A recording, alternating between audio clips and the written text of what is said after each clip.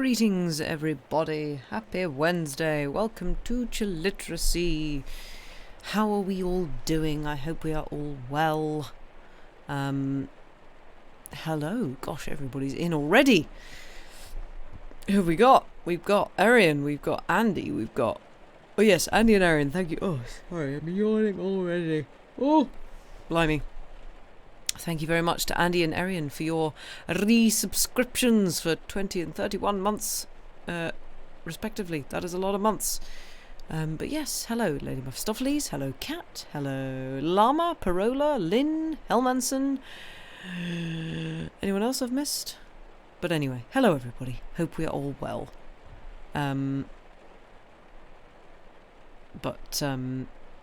I can pin yours. Legend. Thanks, Andy.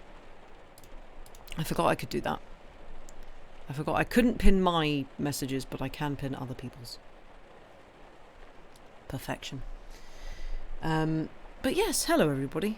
How are we all doing? I hope we are well. I see people are complaining. Yeah, Twitch is super helpful like that.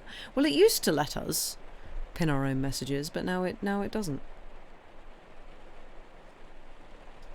So, yeah. Yes, I see people complaining that spring is being weird. But, oh, excuse me, got a bit of a croak in my throat. Yeah, spring is being weird apparently in various places. We had one day of spring yesterday, it was like 16 degrees, and now it is back at its raining thing. And everywhere else in the world appears to have, as Andy says, and Parola, everywhere else has jumped straight to summer. My phone, because I've been doing a bunch of work in Germany recently, mainly in Cologne. My phone, I've added Cologne as a weather destination, I guess, on my weather app, and it defaults to Cologne now, which is fine. Until it defaults to Cologne and it says 24 degrees and sunny, when it's like 8 degrees and rainy here. How dare. Not fair. But yes, 27, 28 is too hot. Far too hot. But I feel like we had this last year with May, didn't we? Just sort of worldwide, certainly in Europe. I feel like that was a thing, unless I am just misremembering. I do not know. But you have one day at 27, one day at 16, 23, then 10. That's great. That's perfect. That is entirely balanced and fine. It's not even April anymore. Like April sort of has a little bit of an excuse, I feel, but. Because April's always a bit weird, but it's now May. No excuse anymore. Shame. But yes, yeah, I hope we're all doing all right. Oh God, okay, everybody needs to stop with their hot weather complaints. Stop it, cease. We've just had rain. But yeah, we are going to be carrying on with more Pride and Prejudice today. Not sure how long I'll go for, because I was experimenting with some weird and wacky trumpet techniques earlier involving singing, and may have slightly strained my voice. May have slightly strained it. I may have also slightly screamed down the instrument, which has a cool effect, but it's not particularly great for the old vocal cords. But, you know, the trees like rain, you wish you'd had more recently. Oh, have you not had a lot? We've had all of the rain. So much rain. I mean, if anybody wants any spare rain, please take ours. Please. Nature's happy at least. Well, it's not particularly happy with us at the moment. Lots of things have been flooded, and yeah, a lot of plants aren't particularly happy about it. Yeah, the fact that you've had rain and snow, Parola, is fun. Fun and exciting. But, oh. Excuse me, I be yawning. Nature's happy where you are. It's usually super dry. Oh, okay. Well, that's good. You could do without more rain, but you'll happily take snow off. Yeah, we didn't get a proper winter either. I think we got a tiny, tiny, tiny smattering of snow at some point in December or January. I'm not sure. Maybe bring some rain with you next Germany trip. Cologne isn't too far from you. Oh, well, I will try. I'll be back in Cologne at the beginning of June for a few days, so perhaps I will bring the rain with me. Although, quite frankly, I don't want to bring the rain with me because I want to break from the rain.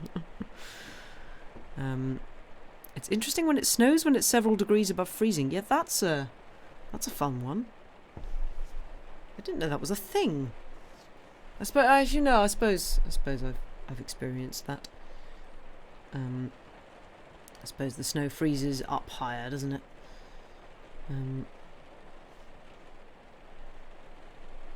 Send the rain in advance to scout out the area. Aha! Genius! Yes! I remember when I was in Köln in like November or something. There were like, oh god, it was like a good 4 days of just solid, very heavy rain. It was not fun. And I was having to walk not a massive distance, but I don't know, like 15-20 minute walk from my hotel to where we were rehearsing in the rain every day. It was a thing. Oh, the joys. But yes. What are you in kind of November? Yeah, ideally don't do that. Well, it wasn't exactly my choice. I suppose it sort of was my choice. Well, the thing was like we were touring, so it was Köln, then Vienna, then Hamburg. So the Vienna part was lovely.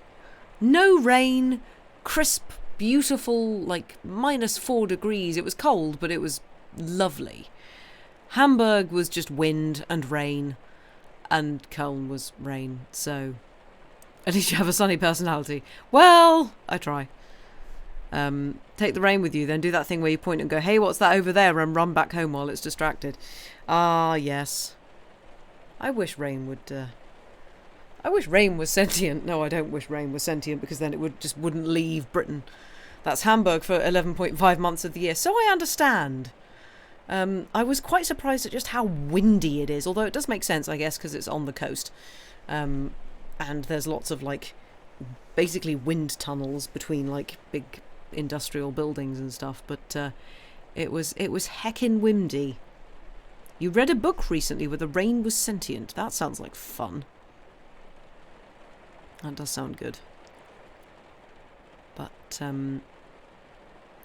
please tell me what it... When I Sing Mountains Dance.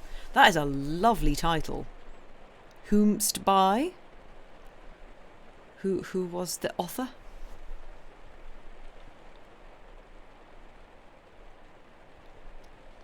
Oh, it's on Discord. I shall have a look later. Well then. I guess we should do a recap. Translation from Catalan. Ah, neat. So, for all of you who have caught up with the old Pride and or Prejudice, what happened last time? Oh, last time we got some juicy drama. We did. So, Lizzie and co, basically Charlotte Lucas, who's now married Mr. Collins. Poor Charlotte.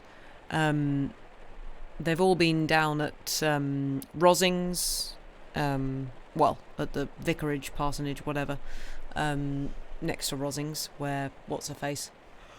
Excuse me.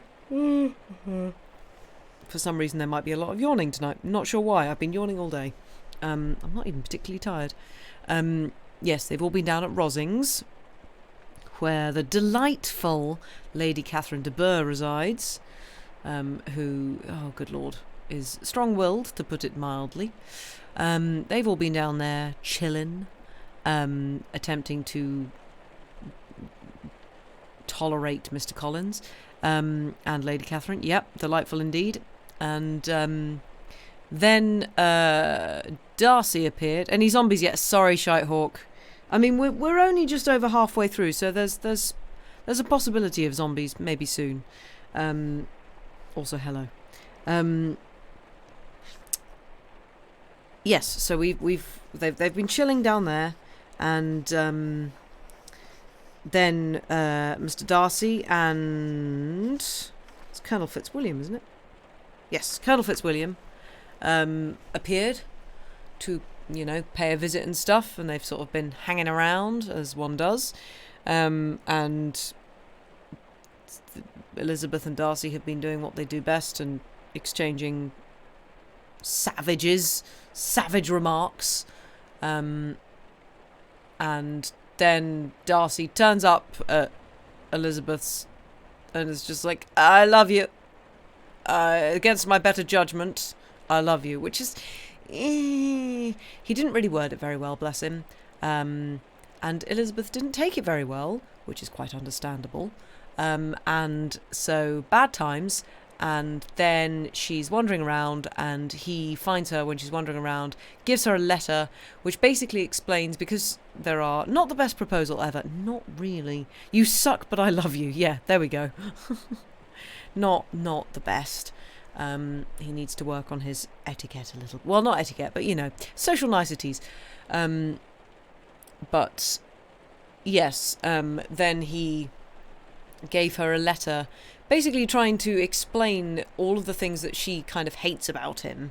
She sort of hates the fact that he basically split up her sister and Jane and Mr. Bingley, and thinks that he is an awful human being for how he has treated Mr. Wickham.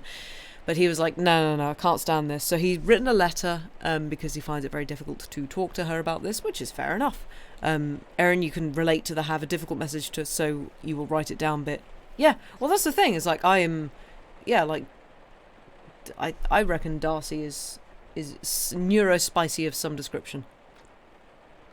So, finds it easier to write things down than speak it out loud. And to be honest, I think a lot of us do. But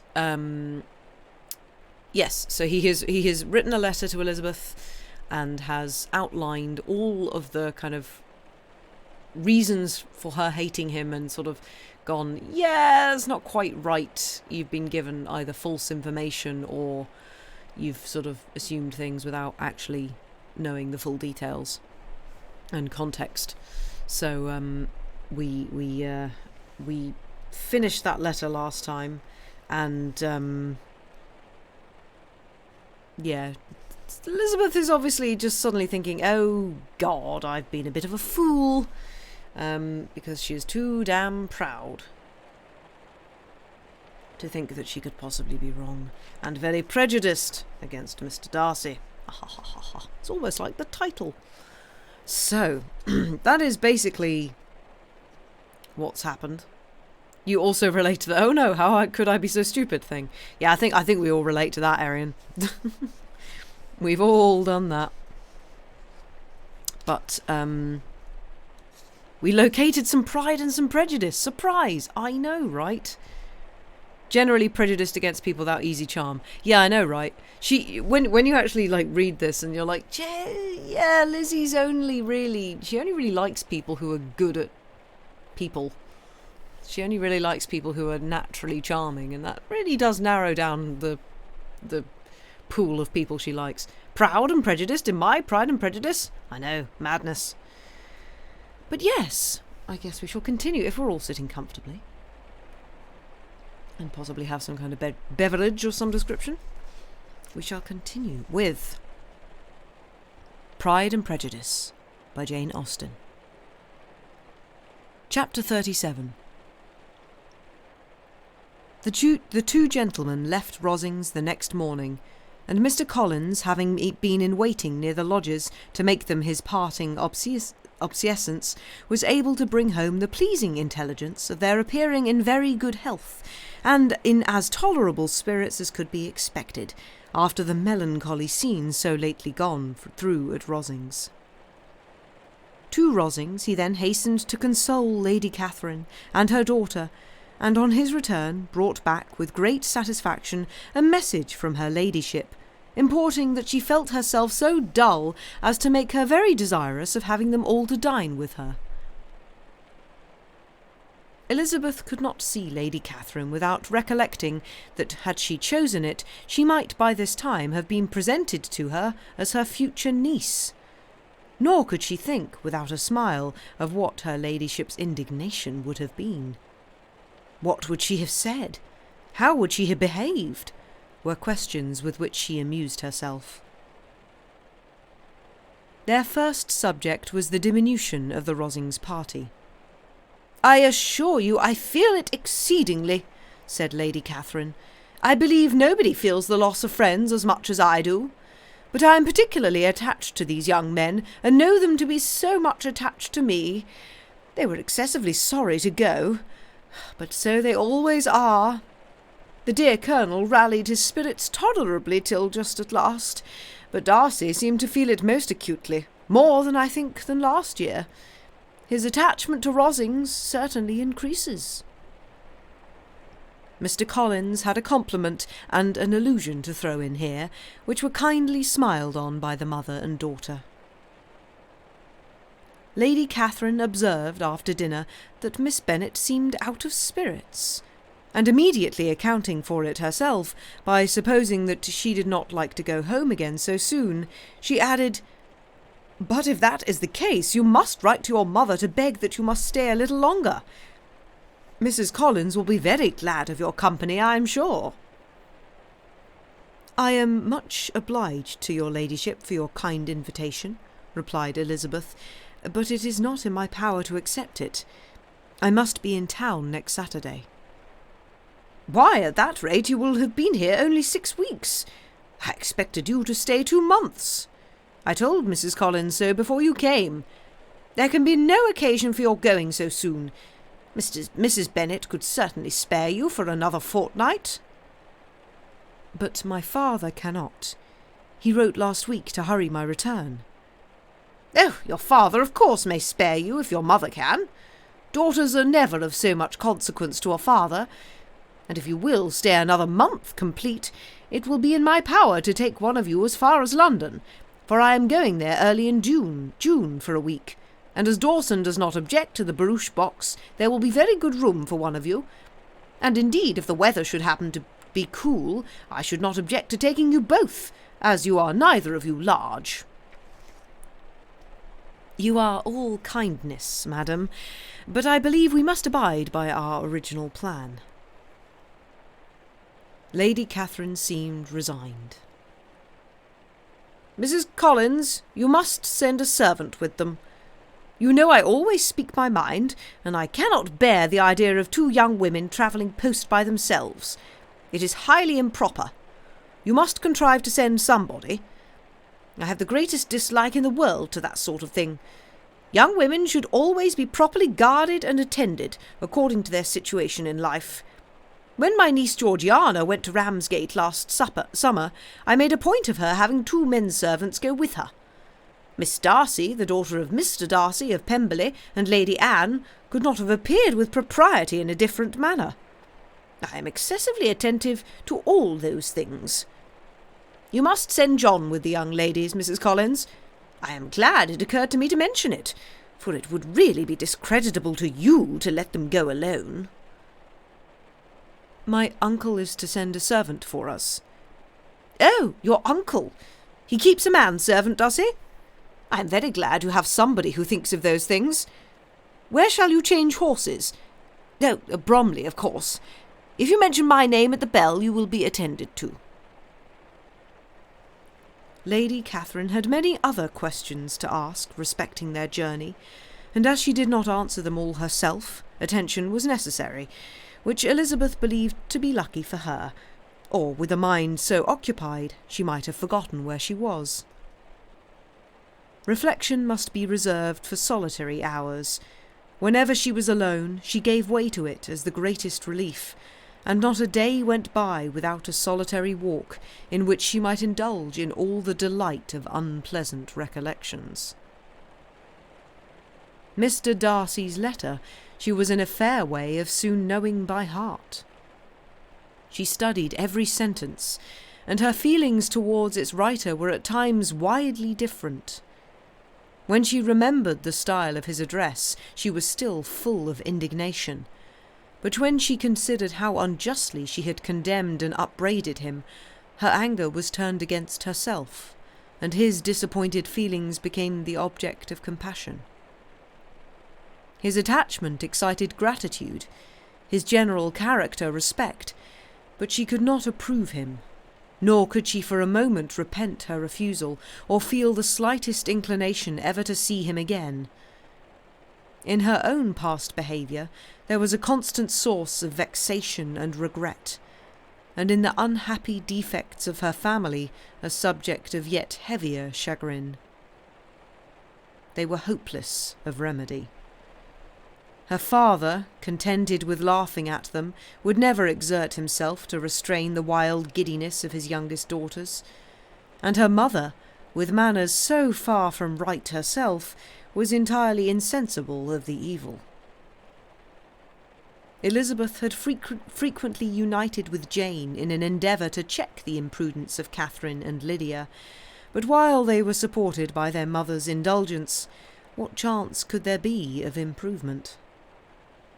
Catherine, weak-spirited, irritable, and completely under Lydia's guidance, had been always affronted by their advice, and Lydia, self-willed and careless, would scarcely give them a hearing.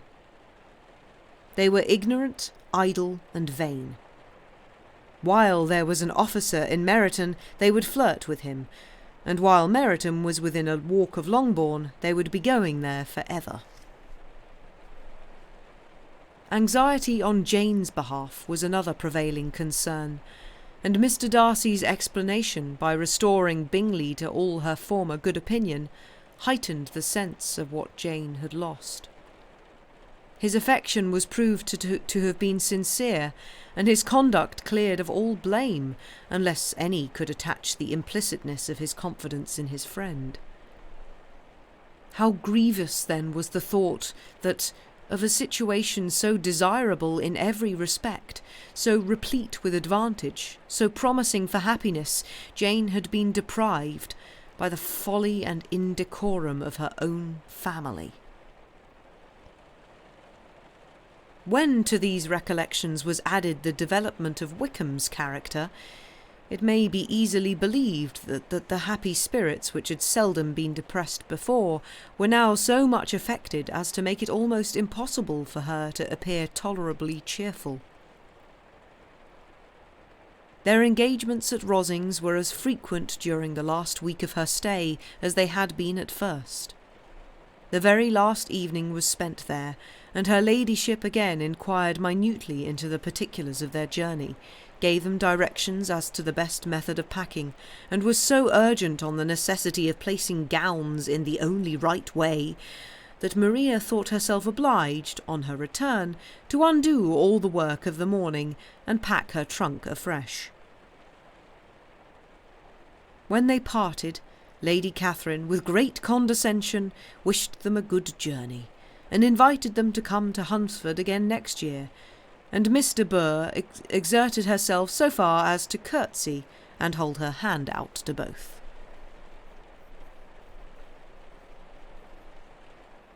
Chapter 38. On Saturday morning, Elizabeth and Mr. Collins met for breakfast a few minutes before the others appeared, and he took the opportunity of paying the parting civilities which he deemed indispensably necessary. "I know not, Miss Elizabeth," said he, "whether Mrs. Collins has yet expressed her sense of your kindness in coming to us, but I am very certain you will not leave the house without receiving her thanks for it. The favour of your company has been much felt, I assure you. We know how little there is to tempt anyone to our humble abode. Our plain manner of living, our small rooms and few domestics, and the little we see of the world, must make Hunsford extremely dull to a young lady like yourself, but I hope you will believe us grateful for the condescension, and that we have done everything in our power to prevent your spending your time unpleasantly." Elizabeth was eager with her thanks and assurances of happiness. She had spent 6 weeks with great enjoyment, and the pleasure of being with Charlotte and the kind attentions she had received must make her feel the obliged. Mr. Collins was gratified, and with a more smiling solemnity replied, "It gives me the greatest pleasure to hear that you have passed your time not disagreeably. We have certainly done our best, and most fortunately having it in our power to introduce you to very superior society, and from our connection with Rosings the frequent means of varying the humble home scene, I think we may flatter ourselves that your Hunsford visit cannot have been entirely irksome. Our situation with regard to Lady Catherine's family is indeed the sort of extraordinary advantage and blessing which few can boast. You see on what a footing we are. You see how continually we are engaged there. In truth, I must acknowledge that, with all the disadvantages of this humble parsonage, I should not think anyone abiding in it an object of compassion, while they are sharers of our intimacy at Rosings." Words were insufficient for the elevation of his feelings, and he was obliged to walk about the room, while Elizabeth tried to unite civility and truth in a few short sentences. "You may, in fact, carry a very favourable report of us into Hertfordshire, my dear cousin. I flatter myself at least that you will be able to do so. Lady Catherine's great attentions to Mrs. Collins you have been a daily witness of, and altogether I trust it does not appear that your friend has drawn an unfortunate... But on this point it will be as well to be silent. Only let me assure you, my dear Miss Elizabeth, that I can from my heart most cordially wish you equal felicity in marriage. My dear Charlotte and I have but one mind and one way of thinking. There is in everything a most remarkable resemblance of character and ideas between us. We seemed to have been designed for each other." Elizabeth could safely say that it was a great happiness where that was the case, and with equal sincerity could add that she firmly believed and rejoiced in his domestic comforts. She was not sorry, however, to have the recital of them interrupted by the entrance of the lady from whom they sprung. Poor Charlotte! It was melancholy to leave her to such society. But she had chosen it with her eyes open, and though evidently regretting that her visitors were to go, she did not seem to ask for compassion. Her home and her housekeeping, her parish and her poultry, and all their dependent concerns, had not yet lost their charms. At length the chaise arrived, the trunks were fastened on, the parcels placed within, and it was pronounced to be ready. After an affectionate parting between the friends, Elizabeth was attended to the carriage by Mr. Collins, and as they walked down the garden he was commissioning her with his best respects to all her family, not forgetting his thanks for the kindness he had received at Longbourn in the winter, and his compliments to Mr. and Mrs. Gardiner, though unknown. He then handed her in, Maria followed, and the door was on the point of being closed, when he suddenly reminded them, with some consternation, that they had hitherto forgotten to leave any message for the ladies of Rosings. "But," he added, "you will of course wish to have your humble respects delivered to them, with your grateful thanks for their kindness to you while you have been here." Elizabeth made no objection. The door was then allowed to be shut, and the carriage drove off. "Good gracious!" cried Maria, after a few minutes' silence. "It seems but a day or two since first we came, and yet how many things have happened!" "A great many indeed," said her companion with a sigh. "We have dined 9 times at Rosings, besides drinking tea there twice. How much I shall have to tell!" Elizabeth privately added, "And how much I shall have to conceal." Their journey was performed without much conversation or any alarm, and within 4 hours of their leaving Hunsford, they reached Mr. Gardiner's house, where they were to remain a few days. Jane looked well, and Elizabeth had little opportunity of studying her spirits amidst the various engagements which the kindness of her aunt had reserved for them. But Jane was to go home with her, and at Longbourn there would be leisure enough for observation. It was not without an effort, meanwhile, that she could wait even for Longbourn before she told her sister of Mr. Darcy's proposals.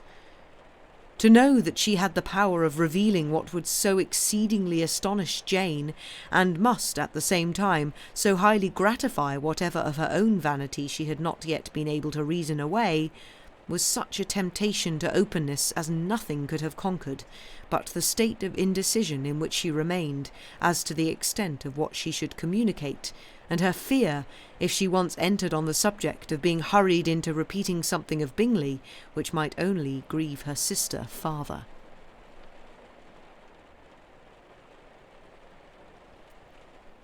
Chapter 39.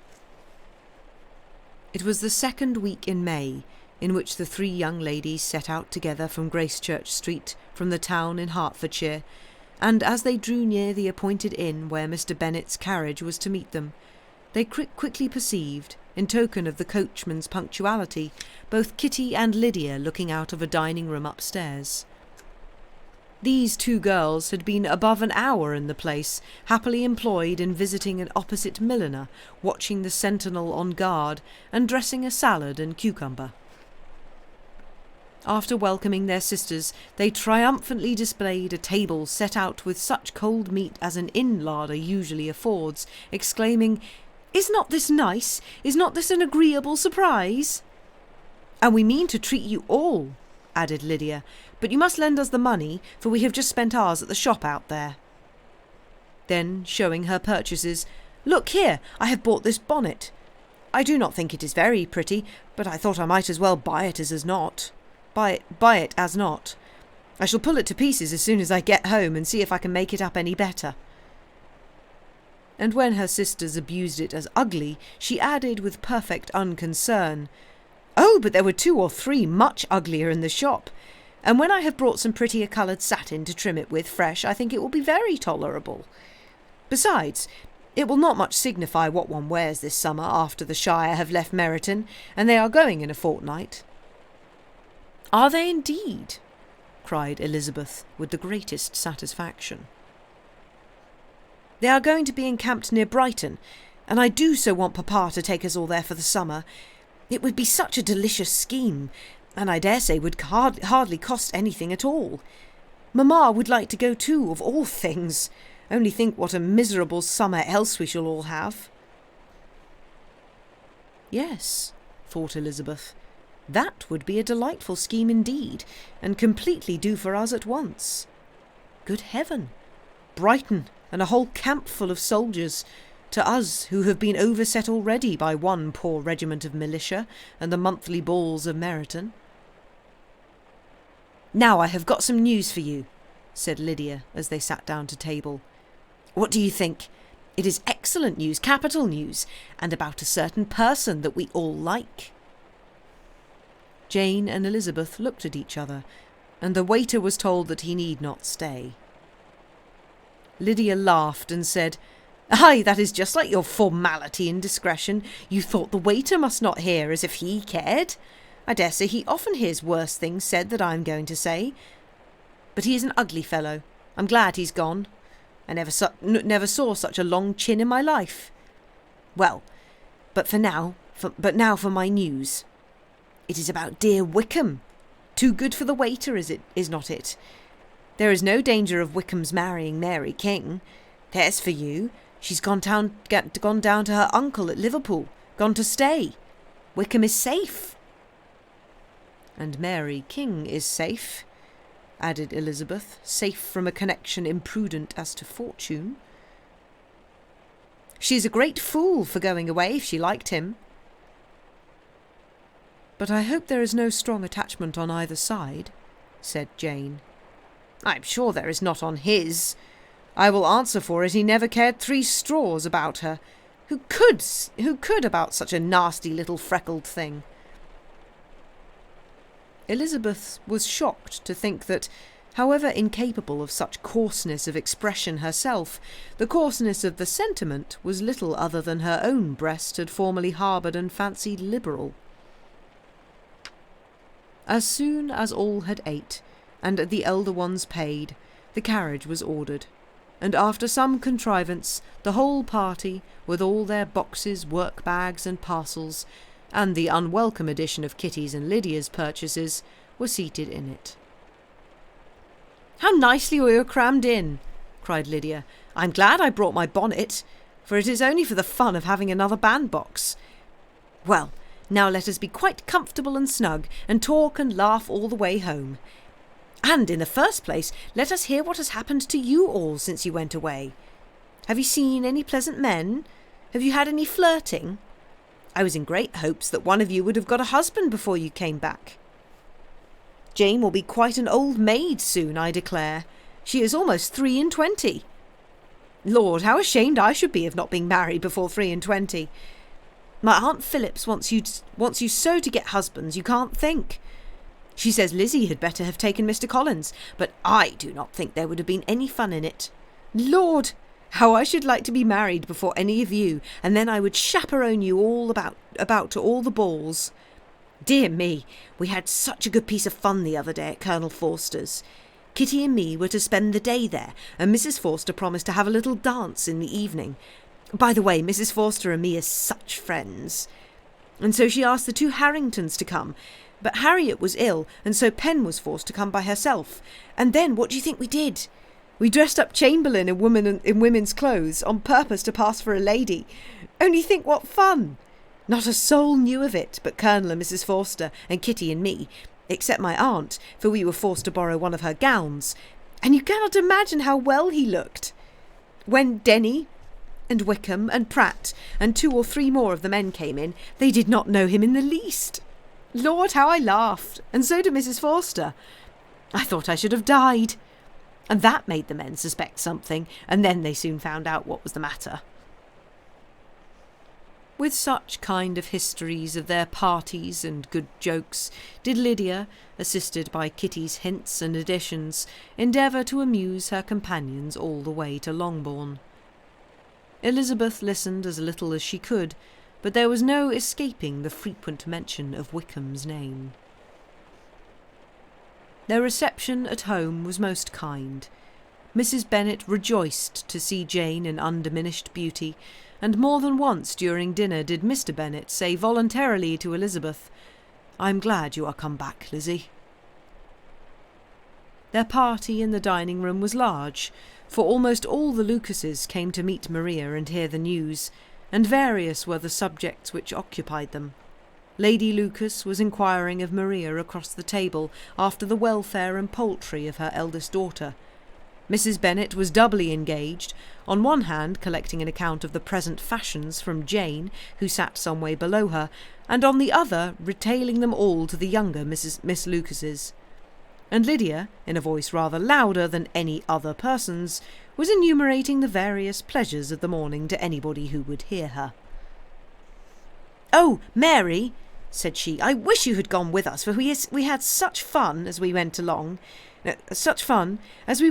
Kitty and me drew up all the blinds and pretended there was nobody in the coach, and I should have gone so all the way if Kitty had not been sick.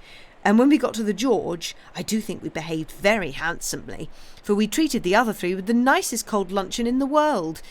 And if you would have gone, we would have treated you too. And then, when we came away, it was such fun. I thought we should never have got into the coach. I was ready to die of laughter, and then we were so merry all the way home. We talked and laughed so loud that anybody might have heard us 10 miles off." To this, Mary very gravely replied, "Far be it from me, my dear sister, to deprecate such pleasures. They would doubtless be congenial with the generality of female minds, but I confess they would have no charms for me. I should infinitely prefer a book." But of this answer Lydia heard not a word. She seldom listened to anybody for more than half a minute, and never attended to Mary at all. In the afternoon Lydia was urgent with the rest of the girls to walk to Meryton and see how everybody went on, but Elizabeth steadily opposed the scheme. It should not be said that the Miss Bennets could not be at home half a day before they were in pursuit of the officers. There was another reason too for her opposition. She dreaded seeing Wickham again, and was resolved to avoid it as long as possible. The comfort to her of the regiment's approaching removal was indeed beyond expression. In a fortnight they were to go, and once gone, she hoped there could be nothing more to plague her on his account. She had not been many hours at home before she found that the Brighton scheme, of which Lydia had given them a hint at the inn, was under frequent discussion between her parents. Elizabeth saw directly that her father had not the smallest intention of yielding, but his answers were at the same time so vague and equivocal that her mother, though often disheartened, had never yet despaired of succeeding at last.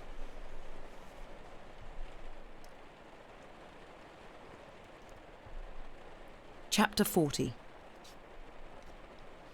Elizabeth's impatience to acquaint Jane with what had happened could no longer be overcome, and at length resolving to suppress every particular in which her sister was concerned, and preparing her to be surprised, she related to her the next morning the chief of the scene between Mr. Darcy and herself. Miss Bennet's astonishment was soon lessened by the strong sisterly partiality which made any admiration of Elizabeth appear perfectly natural, and all surprise was shortly lost in other feelings. She was sorry that Mr. Darcy should have delivered his sentiments in a manner so little suited to recommend them, but still more was she grieved for the unhappiness which her sister's refusal must have given him. "His being so sure of succeeding was wrong," said she, "and certainly ought not to have appeared, but consider how much it must increase his disappointment." "Indeed," replied Elizabeth, "I am heartily sorry for him, but he has other feelings which will probably soon drive away his regard for me. You do not blame me, however, for refusing him?" "Blame you? Oh, no." "But you blame me for having spoken so warmly of Wickham." "No, I do not know that you were wrong in saying what you did." "But you will know it when I have told you what happened the very next day." She then spoke of the letter, repeating the whole of its contents as far as they concerned George Wickham. What a stroke this was for poor Jane, who would willingly have gone through the world without believing that so much wickedness existed in the whole race of mankind as was here collected in one individual. Nor was Darcy's vindication, though grateful to her feelings, capable of consoling her for such discovery. Most earnestly did she labour to prove the probability of error and seek to clear one without involving the other. "This will not do," said Elizabeth. "You never will be able to make both of them good for anything. Take your choice, but you must be satisfied with only one. There is but such a quantity of merit between them, just enough to make one good sort of man, and of late it has been shifting about pretty much. For my part, I am inclined to believe it all Mr. Darcy's, but you shall do as you choose." It was some time, however, before a smile could be extorted from Jane. "I do not know when I have been more shocked," said she. "Wickham so very bad. It is almost past belief. And poor Mr. Darcy. Dear Lizzie, only consider what he must have suffered. Such a disappointment. And with the knowledge of your ill opinion too, and having to relate such a thing of his sister. It is really too distressing. I am sure you must feel it so." "Oh, no, my regret and compassion are all done away by seeing you so full of both. I know you will do him such ample justice that I am growing every moment more unconcerned and indifferent. Your profusion makes me saving, and if you lament over him much longer, my heart will be as light as a feather." "Poor Wickham! There is such an expression of goodness in his countenance. such an openness and gentleness in his manner. There certainly was some great mismanagement in the education of those two young men. One has got all the goodness, and the other all the appearance of it. I never thought Mr. Darcy so deficient in the appearance of it as you used to do. And yet I meant to be uncommonly clever in taking so decided a dislike to him without any reason. It is such a spur to one's genius, such an opening for wit to have a dislike of that kind. One may be continually abusive without saying anything just, but one cannot always be laughing at a man without now and then stumbling on something witty. Lizzie, when you first read that letter, I am sure you could not treat the matter as you do now. Indeed, I could not. I was uncomfortable enough. I was very uncomfortable. I may say unhappy. And with no one to speak to of what I felt, no Jane to comfort me and say that I had not been so very weak and vain and nonsensical as I knew I had. Oh, how I wanted you! How unfortunate that you should have used such very strong expressions in speaking of Wickham to Mr. Darcy, but now they do appear wholly undeserved. Certainly. But the misfortune of speaking with bitterness is a most natural consequence of the prejudices I have been encouraging. There is one point on which I want your advice. I want to be told whether I ought or ought not to make our acquaintance in general understand Wickham's character. Miss Bennet paused a little and then replied, "Surely there can be no occasion for exposing him so dreadfully. What is your own opinion?" "That it ought not to be attempted. Mr. Darcy has not authorised me to make his communication public. On the contrary, every particular relative to his sister was meant to be kept as much as possible to myself, and if I endeavour to undeceive people as to the rest of his conduct, who will believe me? The general prejudice against Mr. Darcy is so violent that it would be the death of half the good people in Meryton to attempt to place him in an amiable light. I am not equal to it. Wickham will soon be gone, and therefore it will not signify to anybody here what he really is. Some time hence it will all be found out, and then we may laugh at their stupidity in not knowing it before. At present I will say nothing about it." "You are quite right.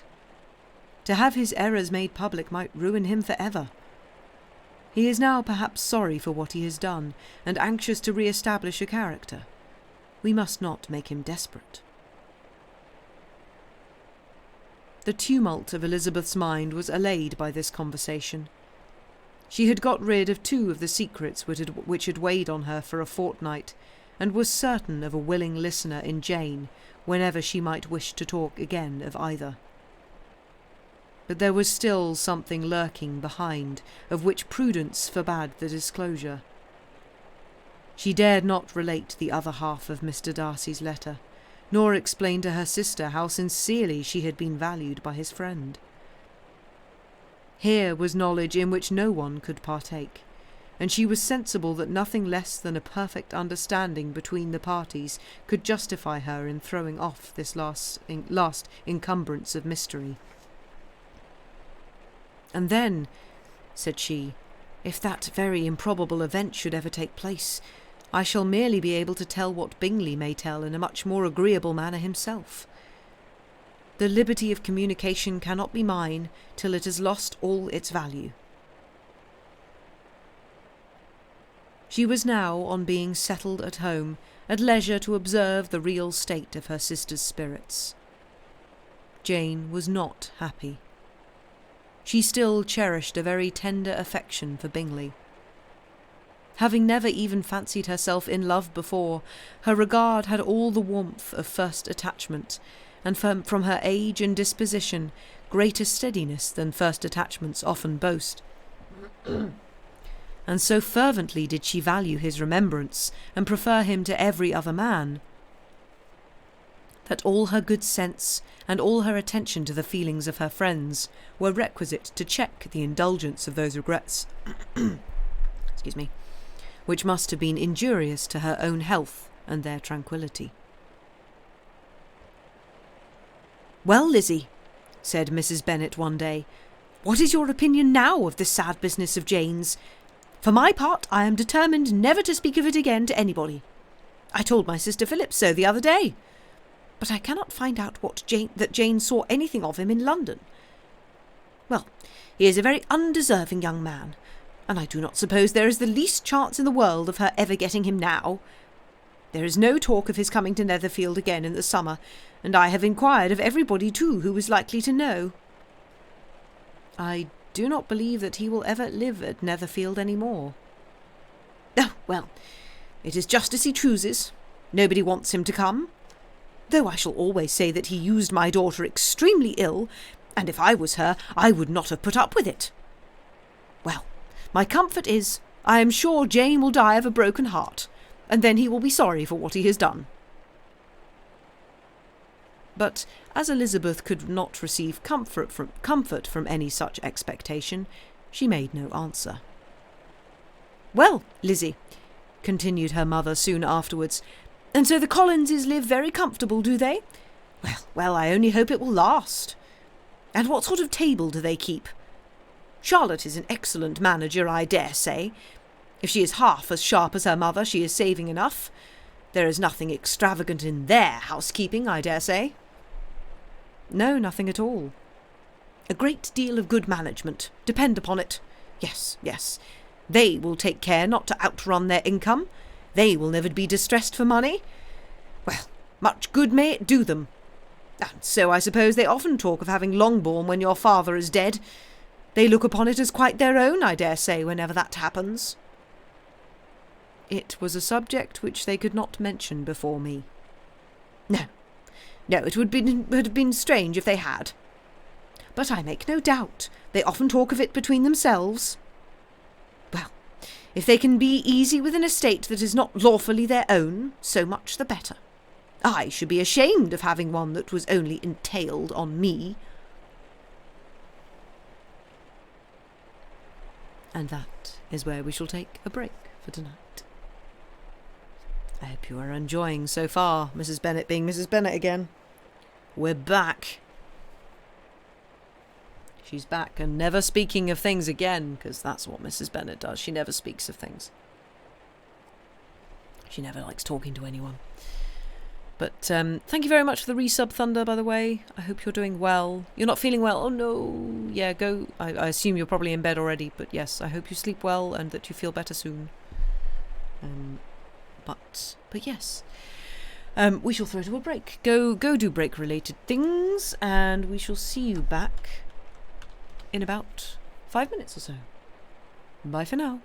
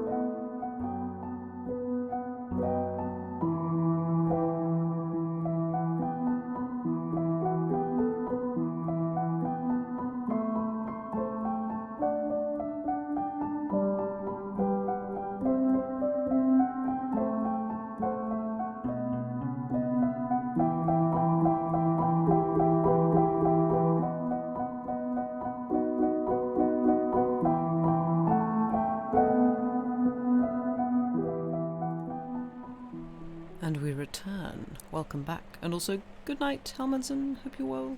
Go sleep. Hope you have good sleeps. But yes, hello everybody. We are back. Hope you've had a good break. Done the break-related things.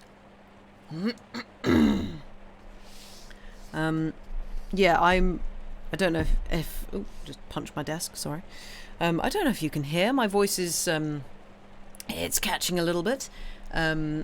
So might possibly end this stream possibly half an hour early, something like that. Might see how I go, maybe go to 10:30 and see, because yeah, I'm starting to feel a little croaky in the old voice. Entirely my fault. Shouldn't have been screaming down a trumpet earlier, but you know, 'tis my job. Well, I mean that wasn't, but you know, making weird noises that's not necessarily very good for you down the trumpet is literally my job. Voice is important. Agreed. I mean, I don't have any choir-related things to do this week, but I still would like to retain some semblance of voice. You have to say you love Mr. Collins. He's such a fool. He's great. He's again, it's like Austen is so perceptive. Like, we've all been in some of these situations. We've all met people like these people. Yeah, Mr. Collins, he means well. He's just missing the memo. Just not quite getting it. Not quite getting it, bless him. He's a good guy. He's just not quite there. But yeah, that's the thing, is like I feel like we've all probably encountered someone similar to Mr. Collins. We've definitely all encountered someone like Mrs. Bennet. I feel like if you haven't encountered a Mrs. Bennet in your life, I'm impressed, because there are so many Mrs. Bennets out there.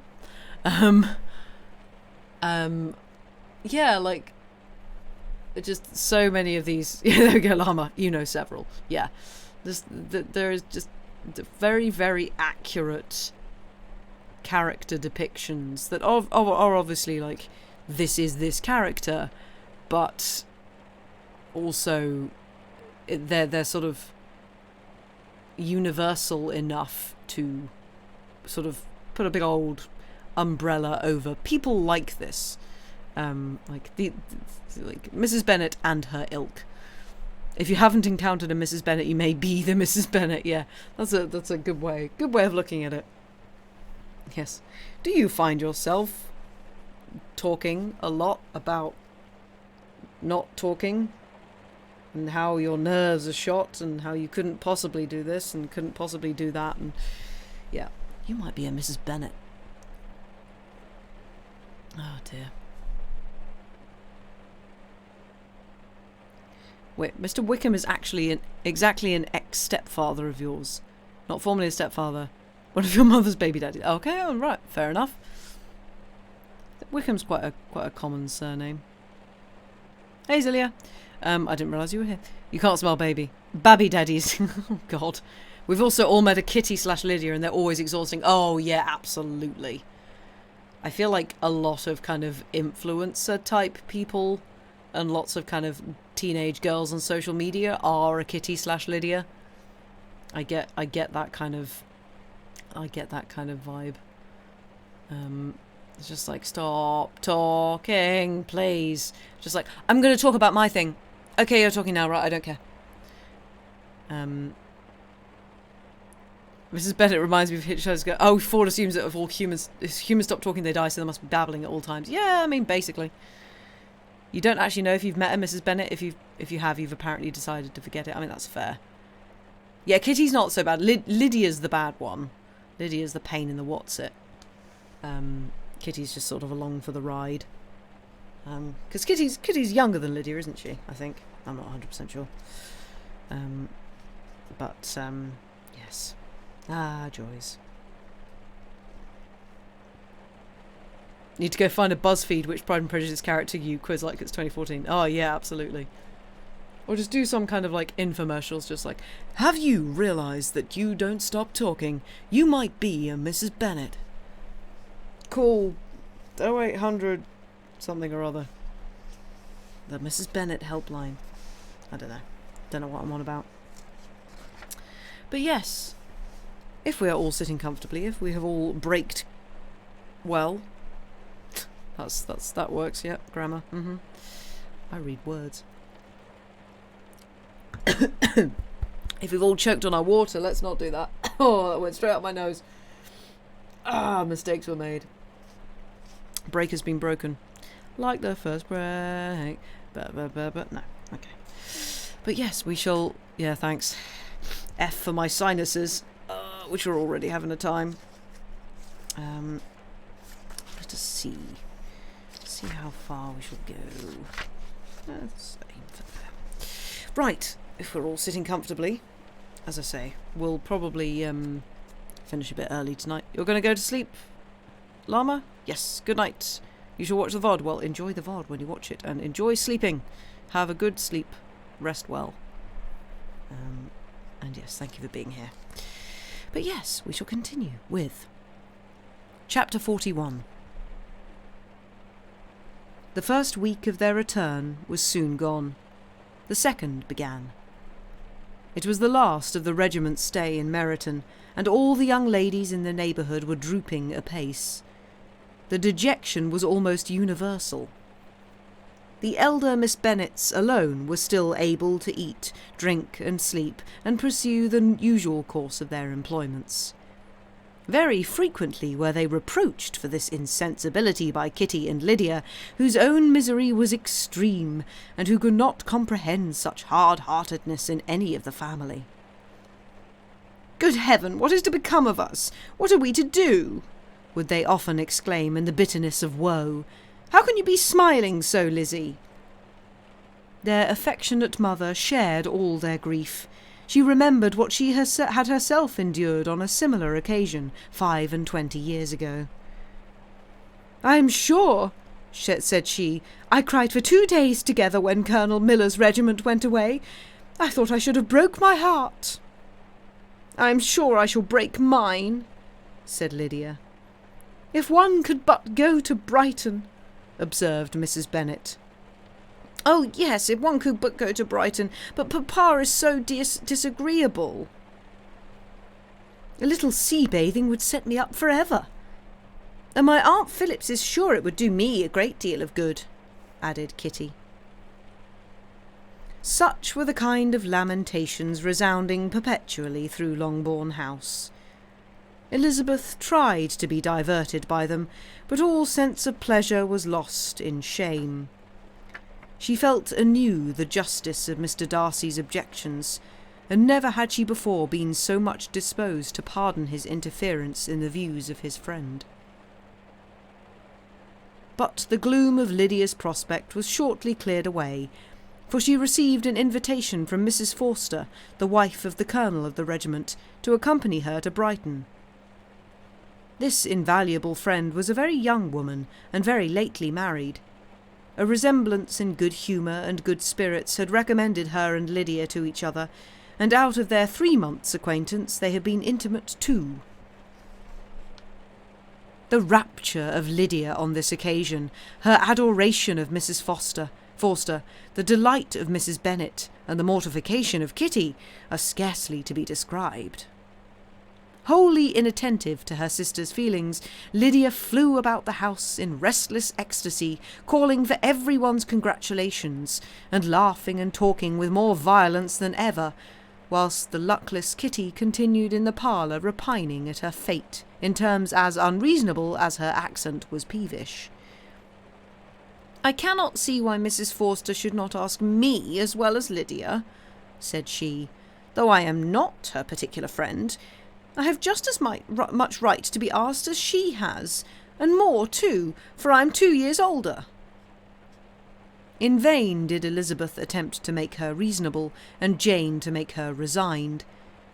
As for Elizabeth herself, this invitation was so far from exciting in her the same feelings as in her mother and Lydia, that she considered it as the death warrant of all possibility and common sense for the latter, and detestable as such a step must make her were it known, she could not help secretly advising her father not to let her go.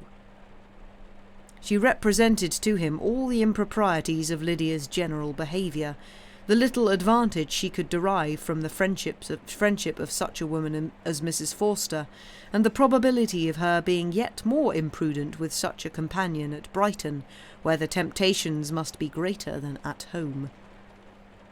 He heard her attentively, and then said, "Lydia will never be easy till she has exposed herself in some public place or other, and we can never expect her to do it with so little expense or inconvenience to her family as under the present circumstances." "If you were aware," said Elizabeth, "of the very great disadvantage to us all which must arise from the public notice of Lydia's unguarded and imprudent manner, nay, which has already arisen from it, I am sure you would judge differently in the affair."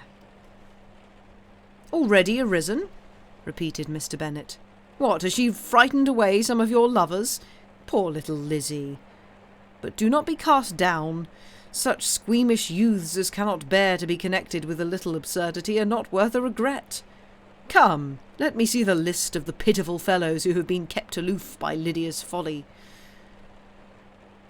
"Indeed you are mistaken. I have no such injuries to resent. It is not of peculiar, but of general evils which I am now complaining. Our importance, our respectability in the world, must be affected by the wild volatility, the assurance and disdain of all restraint which mark Lydia's character. Excuse me, for I must speak plainly. If you, my dear father, will not take the trouble of checking her exuberant spirits, and of teaching her that her present pursuits are not to be the business of her life, she will soon be beyond the reach of amendment. Her character will be fixed, and she will, at 16, be the most determined flirt that ever made herself and her family ridiculous. A flirt, too, in the worst and meanest degree of flirtation, without any attraction beyond youth and a tolerable person, and from the ignorance and emptiness of her mind, wholly unable to ward off any portion of that universal contempt which her rage for admiration will excite. In this danger Kitty is also comprehended. She will follow wherever Lydia leads. Vain, ignorant, idle, and absolutely uncontrolled. Oh, my dear father, can you suppose it possible that they will not be censured and despised wherever they are known, and that their sisters will not be often involved in the disgrace?" Mr. Bennet saw that her whole heart was in the subject, and affectionately taking her hand, said in reply, "Do not make yourself uneasy, my love. Wherever you and Jane are known, you must be respected and valued, and you will not appear to less advantage for having a couple of, or I may say 3 very silly sisters. We shall have no peace at long.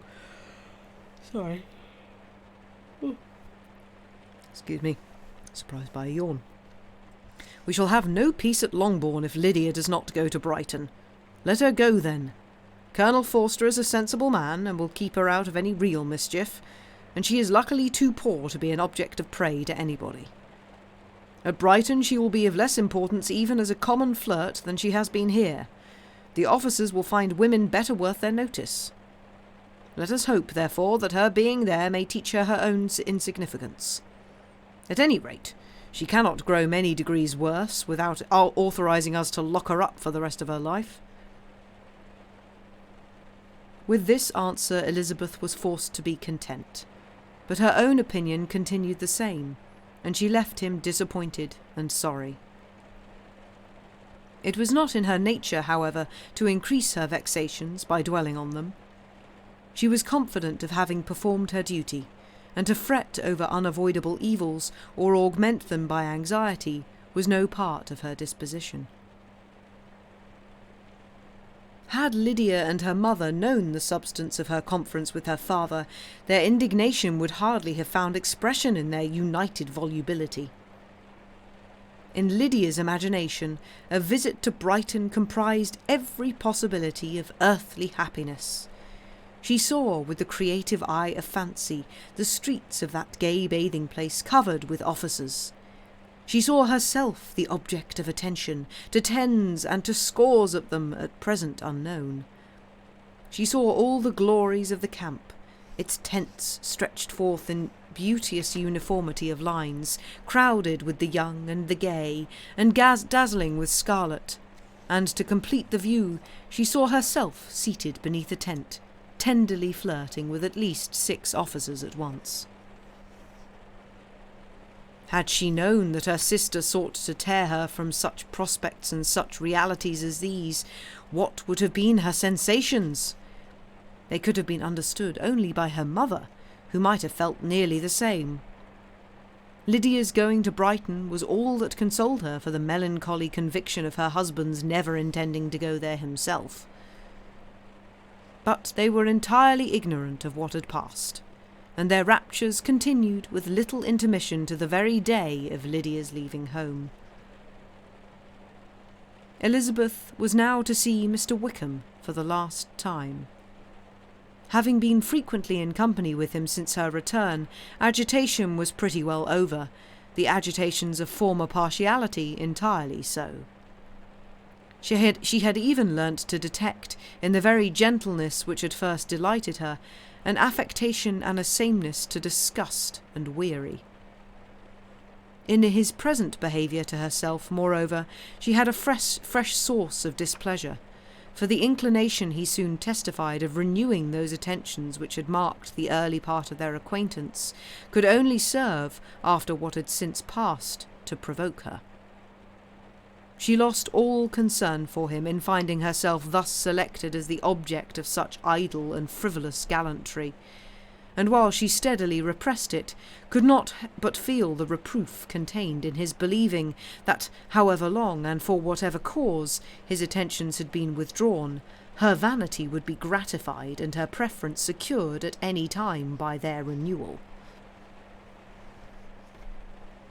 On the very last day of the regiment's remaining in Meryton, he dined with others of the officers at Longbourn, and so little was Elizabeth disposed to part from him in good humour that on his making some inquiry as to the manner in which her time had passed at Hunsford, she mentioned Colonel Fitzwilliam's and Mr. Darcy's having both spent 3 weeks at Rosings, and asked him if he were acquainted with the former. He looked surprised, displeased, alarmed, but with a moment's recollection and a returning smile replied that he had formerly seen him often, and after observing that he was a very gentlemanlike man, asked her how she had liked him. Her answer was warmly in his favour. With an air of indifference, he soon afterwards added, "How long did you say that he was at Rosings?" "Nearly 3 weeks." "And you saw him frequently?" "Yes, almost every day." "His manners are very different from his cousin's." "Yes, very different. But I think Mr. Darcy improves on acquaintance." "Indeed!" cried Wickham, with a look which did not escape her. "And pray, may I ask—" But checking himself, he added in a gayer tone, "Is it in address that he improves? Has he deigned to add aught of civility to his ordinary style? For I dare not hope," he continued in a lower and more serious tone, "that he is improved in essentials." "Oh, no," said Elizabeth. "In essentials I believe he is very much what he ever was." While she spoke, Wickham looked as if scarcely knowing whether to rejoice over her words or to distrust their meaning. There was a something in her countenance which made him listen with an apprehensive and anxious attention, while she added, "When I said that he improved on acquaintance, I did not mean that either his mind or manners were in a state of improvement, but that from knowing him better, his disposition was better understood. Wickham's alarm now appeared in a heightened complexion and agitated look. For a few minutes he was silent, till, shaking off his embarrassment, he turned to her again, and said in the gentlest of accents, "You, who so well know my feelings towards Mr. Darcy, will readily comprehend how sincerely I must rejoice that he is wise enough to assume even the appearance of what is right. His pride in that direction may be of service, if not to himself, to many others, for it must deter him from such foul misconduct as I have suffered by. I only fear that the sort of cautiousness to which you, I imagine, have been alluding, is merely adopted on his visits to his aunt, of whose good opinion and judgment he stands much in awe. His fear of her has always operated, I know, when they were together, and a good deal is to be imputed to his wish of forwarding the match with Miss de Bourgh, which I am certain he has very much at heart." Elizabeth could not repress a smile at this, but she answered only by a slight inclination of the head. She saw that he wanted to engage her on the old subject of his grievances, and she was in no humour to indulge him.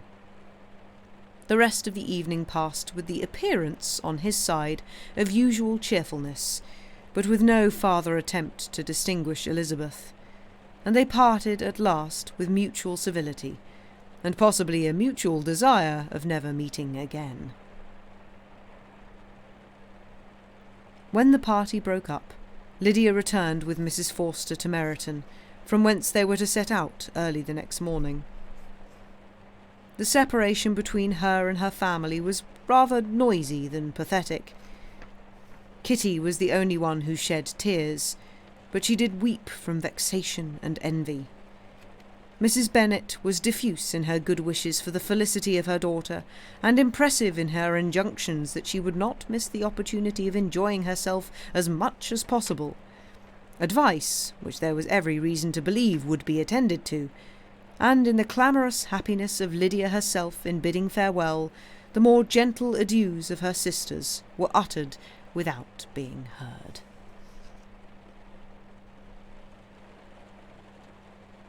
And I think we shall call it there for tonight. Apologies for just doing the one more chapter, but my voice is feeling rather sore. But I hope you have enjoyed. I am certainly enjoying it. I hope we are all feeling the same. But yes, I'm sure Lydia will be fine in Brighton. I'm sure there will be no drama. I'm sure she will not cause any trouble whatsoever. She's definitely not a troublemaker. It'll be fine. Well, thank you all very much for being here. Let us see if there is anyone to raid. I should take care of my voice. Thank you. I will.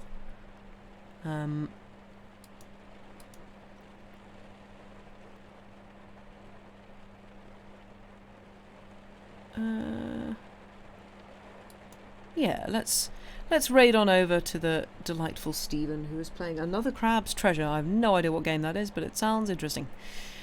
So, yes. Thank you all very much for being here. Hopefully we'll be back on Saturday with some form of short stories from Sam. But, yeah. Thank you all very much for being here. Go have a good rest of your day/evening. And yeah, go take care of yourselves, and we shall see you all again soon. Thank you and good night.